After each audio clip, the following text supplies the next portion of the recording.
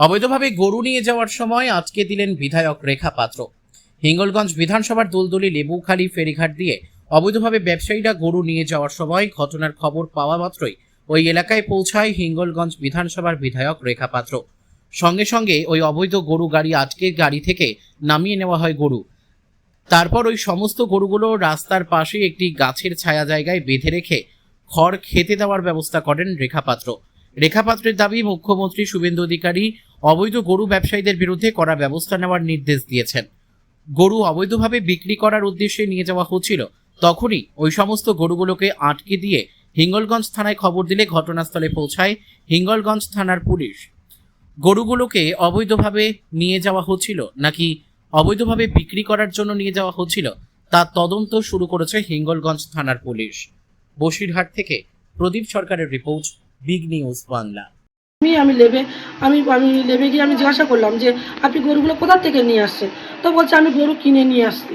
তাহলে আপনি কিনেছেন, যে ওই গরুর যে সার্টিফিকেট আছে আমাদের যে বিধানসভার থেকে, যে আমাদের মুখ্যমন্ত্রী মহাশয় যে আমাদেরকে যে আগের দিন যে বার্তাটা দিলেন যে এবার থেকে গবাদি পশু যে হসপিটালগুলো, যে স্বাস্থ্যকেন্দ্রগুলো, সেখান থেকে গরুর বাছুর জন্মগ্রহণ করার সাথে সাথে একটা জন্ম সার্টিফিকেট করানো হবে। যেমন মানুষের ক্ষেত্রে যেটা হয় সেটাও এখন গোমাতার ক্ষেত্রেও হবে, এবং সেই জন্ম সার্টিফিকেট 14 বছর অবধি একজন যে কিনবে এবং যে বিক্রয় করবে তাকে 14 বছর না হলে সে বিক্রয় করতে পারবেন না, এবং যে কিনবেন সে 14 বছর না হলে কিনতেও পারবেন না।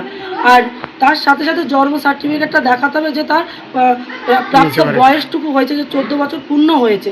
কিন্তু ওনার কাছে কোনো সার্টিফিকেট ছিল না। আমি তখন খুব ব্যস্ত ছিলাম। আমি ওকে একটা সুস্থভাবে একটা শান্তিপূর্ণ একটা বার্তা দিয়ে দিলাম যে আপনি কিনে নিয়ে যাচ্ছেন এই গরুগুলোর কিন্তু ওপেনলি আপনি রাস্তায় কাটতে পারবেন না। নির্দিষ্ট আপনারা কোথাও গিয়ে কাটুন, কিন্তু রাস্তায় মাংসও বিক্রয় করতে পারবেন না। আপনার একটা নিরাপদ একটা আলাদা একটা জায়গা করে আড়াল জায়গায় বিক্রি হবে। প্রশাসনে কি জানাবেন আপনি এই বিষয়ে? অবশ্যই এটা তো প্রশাসনকে জানাতেই হবে, কারণ আমি এর আগেও